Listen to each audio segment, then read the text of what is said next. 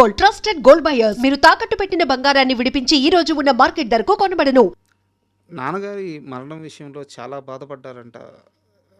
And చాలా వైద్యం పట్ల కూడా, అంటే డాక్టర్స్ పట్ల కూడా చాలా ఇరిటేట్ అయ్యారంట.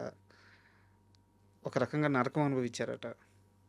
అంటే ఇరిటేట్ అని కాదు కానీ క్యాన్సర్ అనేది ఎలా ఉంటుందంటే అది తెలిసినప్పుడు క్యూర్ అయిపోతే బాగున్ను అనే ఫీలింగ్ ఉంటుంది. కానీ అది ఒక పాయింట్ వచ్చిన తర్వాత వాళ్ళు సఫర్ అవ్వడం చూసి వీళ్ళు తొందరగా వెళ్ళిపోతే బాగున్ను అనే ఫీలింగ్ వస్తుంది. మా నాన్నగారు తొందరగా దేవుడు తీసుకెళ్ళిపోవాలి అనే ఫీలింగ్ మాకు కలిగింది. ఎందుకు అంటే మనం ఎక్కువ ఇష్టపడే వ్యక్తి సఫర్ అవ్వడం మనం చూడలేము. సార్ ఎంత క్లోజ్ ఉన్నా వీళ్ళు సఫర్ అవుతూ ఇలాగే మన మధ్యలో బతకాలి అనుకుంటే అంతకన్నా సాడిజం ఇంకోటి ఉండదు. అందుకు మేము లిటరల్గా ప్రే చేసాం, ఇంత సఫరింగ్ వద్దు దేవుడా, తీసుకెళ్ళిపోవాలి. అది నాకు తెలిసి ఆ ఫేజ్లో వెళ్తున్న ప్రతి ఒక్కరికి ఆ ఫీలింగ్ ఉంటుంది. మాకు అదే ఫీలింగ్ వచ్చింది. అయితే నేనేంటంటే క్యాన్సర్ విషయంలో ఇప్పుడున్న కన్వెన్షనల్ ట్రీట్మెంట్స్ ఏవైతే ఉన్నాయో, కీమోథెరపీ కానీ రేడియేషన్ కానీ, ఇవి కరెక్ట్ కాదని నా ఫీలింగ్ సార్. ఎందుకంటే నేను ఎంతమంది చూస్తానో అందరూ కూడా, అంటే సక్సెస్ రేట్ ఉండాలి కదా. ఇప్పుడు ఏదైనా ట్రీట్మెంట్కి ఇంత సక్సెస్ రేట్ ఉంది, అందుకు ఇదే కరెక్టు అనడానికి ఒక సక్సెస్ రేట్ ఉండాలి.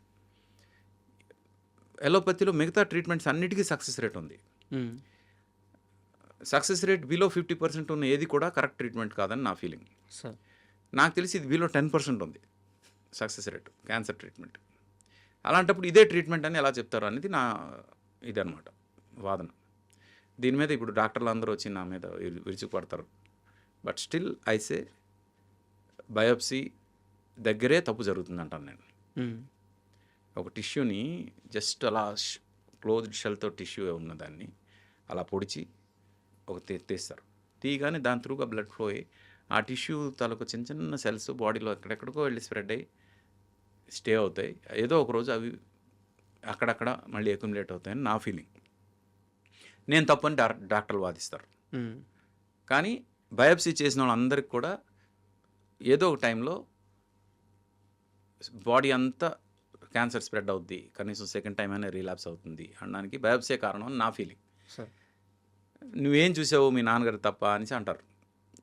అంటే చాలామంది పేషెంట్లు నేను చూశాను తర్వాత, చాలామంది పేషెంట్లు. అందుకు బయోప్సీ కాకుండా ఇంకేదో ఒక మెథడ్లో మీరు క్యాన్సర్ గురించి తెలుసుకుని ఆ క్యాన్సర్ని కనుక ట్రీట్ చేస్తే ఇప్పుడున్న సక్సెస్ రేట్ కన్నా ఎక్కువ సక్సెస్ రేట్ వస్తుంది అనేది నా అభిప్రాయం.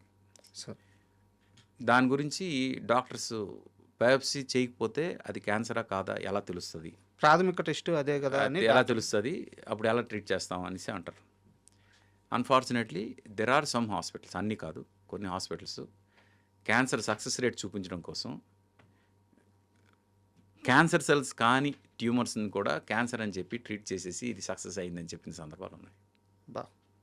అలాంటప్పుడు బయోప్సీ కాకుండా ఇంకొక మెథడ్లో మీరు క్యాన్సర్ని గుర్తించి దాని మీద ట్రీట్ చేస్తే సక్సెస్ రేట్ పెరుగుతుంది అని నేను అభ్యర్థిస్తున్నాను డాక్టర్స్కి. అది కనుక కరెక్ట్గా చేస్తే బాగుంటుందని. నేను సింపుల్గా కోవిడ్ గురించి కూడా చెప్తా. కోవిడ్ మీకు ఫస్ట్ వేవ్ కన్నా సెకండ్ వేవ్లో ఎక్కువ మంది జనం చనిపోయింది ఎక్కువ. అవును సార్. ఎందుకంటే ఫస్ట్ వేవ్లో అందరూ ఇళ్లలో ఉన్నారు సార్, ఎవరు బయటికి రాలే. సెకండ్ వేవ్కి వచ్చేసరికి ఈ ఫస్ట్ వేవ్లో ఇళ్లలో ఉన్న వాళ్ళందరికీ వైటమిన్ డి లెవెల్స్ బాగా పడిపోయాయి. విటమిన్ డి లెవెల్స్ ఎవరెవరికైతే స్ట్రాంగ్గా ఉన్నాయో వాళ్ళందరూ బతికారు, ఎవరెవరికైతే అవి తక్కువ ఉన్నాయో వాళ్ళందరూ చనిపోయారు. ఈవెన్ ఫస్ట్ వేవ్లో చనిపోయిన వాళ్ళకి కూడా విటమిన్ డి లెవెల్స్ తక్కువ ఉండడం వల్లే చనిపోయారు. One of the major reasons. మిగతా రీజన్స్ ఏమైనా ఉండొచ్చు కాక విటమిన్ డి అనేది ఇమ్యూనిటీ బూస్టర్ అనమాట. ఆ ఇమ్యూనిటీని కరెక్ట్గా డిసైడ్ చేసింది విటమిన్ డి. నేను నా లైఫ్లో చూశాను, మా అమ్మకి నాకు ఒకేసారి ఇది వస్తే కోవిడ్ వస్తే నేను హాస్పిటలైజ్ అయ్యాను, మా అమ్మ ఇంట్లో ఉంది. ఇద్దరం ఈక్వల్గా సఫర్ అయినా మా అమ్మకి ఎలాంటి ప్రాబ్లం రాలేదు, నాకు ప్రాబ్లం వచ్చింది. మా అమ్మకి ఎందుకు ప్రాబ్లం రాలేదంటే జస్ట్ 1 month ముందు తనకు విటమిన్ డి లెవెల్స్ పడిపోయాయి అనే ఉద్దేశంతో తను ట్రీట్మెంట్ తీసుకుంది విటమిన్ డికి. ఓకే. నాకన్నా ఎక్కువ వలనరబుల్ మా అమ్మ ఏజ్ ప్రకారం, కానీ మా అమ్మ was safe compared to me. నాకు వైటమిన్ డి లెవెల్స్ తక్కువ ఉండేవి. అందుకు డాక్టర్స్ చేసిన తప్పేంటి, మీరు ఈ పారాసిటమాల్స్ తీసుకోండి, ఇవి తీసుకోండి, ఇవి తీసుకోండి, అవి తీసుకోండి, ఇవన్నీ పక్కన పెట్టుకోండి, ఇలాంటివి పెట్టుకోండి, ఇవన్నీ చెప్పారు. కానీ మీరు వైటమిన్ డి లెవెల్స్ కరెక్ట్గా మెయింటైన్ చేయండి అని చెప్పుంటే సెకండ్ వేవ్లో అంతమంది చనిపోయేవాళ్ళు కాదు, ఈవెన్ ఫస్ట్ వేవ్లో కూడా అంతమంది చనిపోయేవాళ్ళు కాదు. ఇప్పుడు ఈ పాడ్కాస్ట్ వల్ల ఏదైనా మంచి జరుగుతుంది అంటే నేను అందరికీ చెప్పేది ఏంటంటే, మన లైఫ్ మోస్ట్ అన్సర్టెన్. మనకి ఏదైనా వైరస్ ఎనీ మూమెంట్ అటాక్ అవ్వచ్చు. అందుకు వైటమిన్ డి లెవెల్స్ కనుక మీరు మెయింటైన్ చేస్తే మీరు చావరు, అంతవరకు నేను గ్యారెంటీ ఇస్తాను.